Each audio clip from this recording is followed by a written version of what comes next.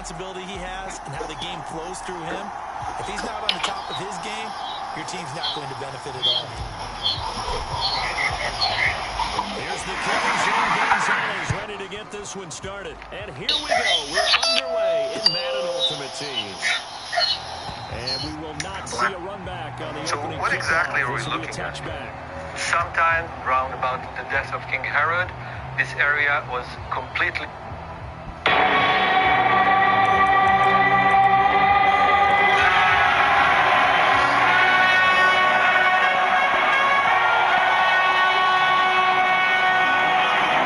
In 107 AD, Emperor Trajan celebrates an extended series of games.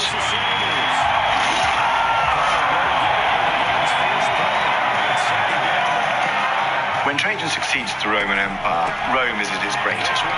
It's vast, it's successful, it's rich, and Trajan really personifies that, the energy, the success, and the sophistication of this extraordinary institution. Under his leadership, the Roman Empire reaches its greatest territorial extent, 2 million square miles.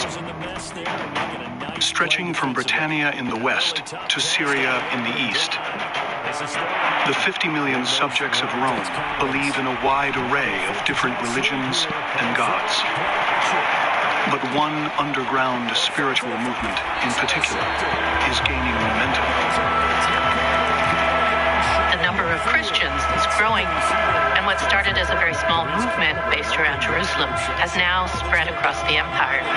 Dear Lord, protect our brother nations from those who would do evil to him. Christians, when they see a few of their high priests eaten by lions, they'll turn to our gods.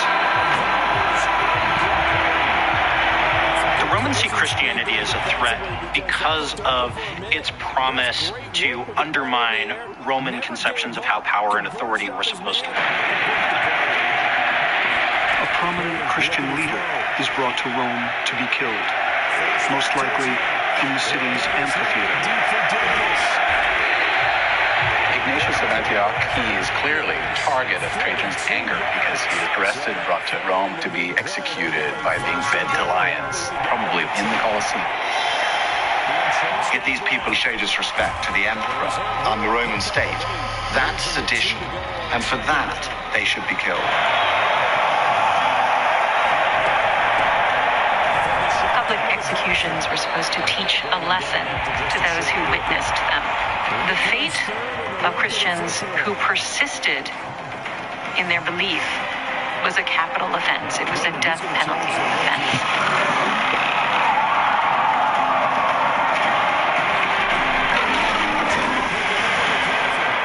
But this will be no ordinary execution. Ignatius is convinced that he's going to die violently.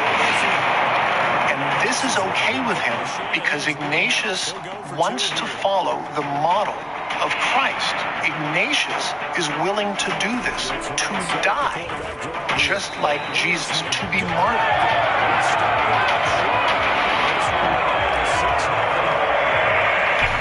While Ignatius is on his way to Rome, he's able to write 7 letters, and it's because of these letters that we know who he is. These are first-person accounts of what's happened to him, how he feels about it, why he thinks it matters or might make a difference.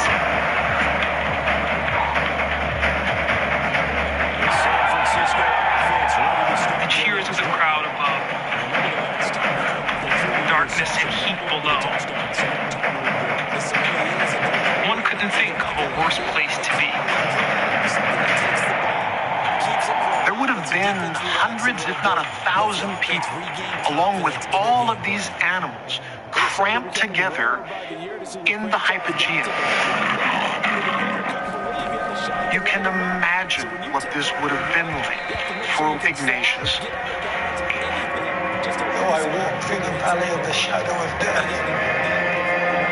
I will fear no evil. He's got to ask himself, is he going to die with grace? Or is he going to end up some grisly carcass on the Colosseum floor?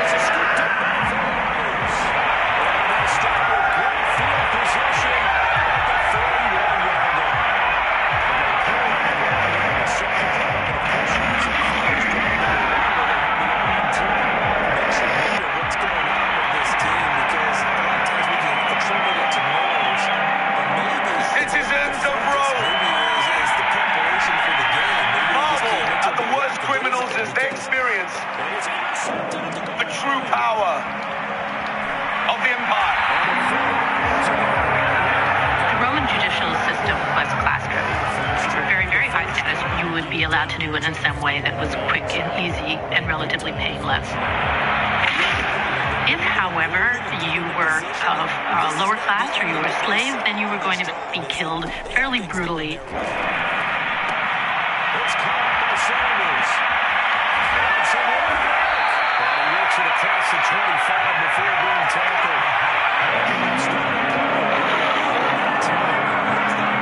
So we have the expression in English being thrown to the lions. We use it sort of metaphorically, right? But it was very literal in the Roman Empire. People actually were thrown to the lions. Christians, when they see a few of their high priests eaten by lions, they'll turn to our gods. So we have Ignatius's own words because of his letters, and they can really help us to get into his mind. As we step aside here in this first quarter. It's 2nd and 11.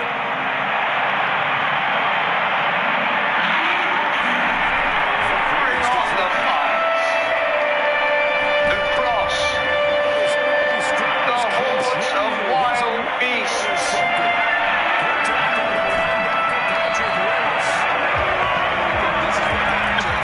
Phenomenon of Christian martyrdom is absolutely massive in the Roman mind. Cannot understand it, just as they cannot understand the sort of joy that they see in the faces of the martyrs in the amphitheaters. The hideous tortures of the devil. He's saying things like he wants to be torn apart by the wild beasts. He wants to be ground like bread between the teeth of the lion. The language in it is extraordinarily strong and severe. Real sense of wanting to die, wanting to suffer. The wrenching of my bones, the dicing of my limbs. He knows that dying as a martyr is actually going to do far more in spreading the gospel than just standing there and preaching. And so when they see this martyr just stand there and die gracefully, willingly, they're going to ask, what does he believe? And when they find out, oh man, Christianity is going to begin to spread.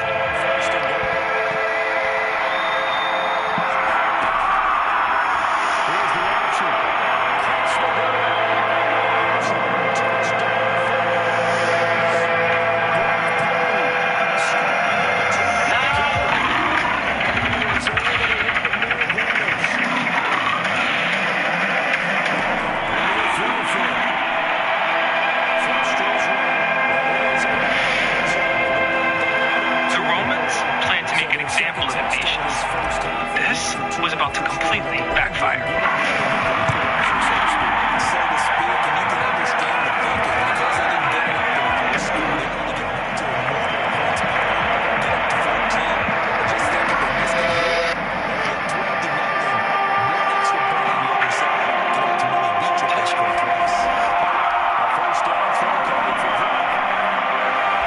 There are great stories of Christians being thrown before the beast, before the lions, and instead of the lions devouring them, the lions lie down at their feet.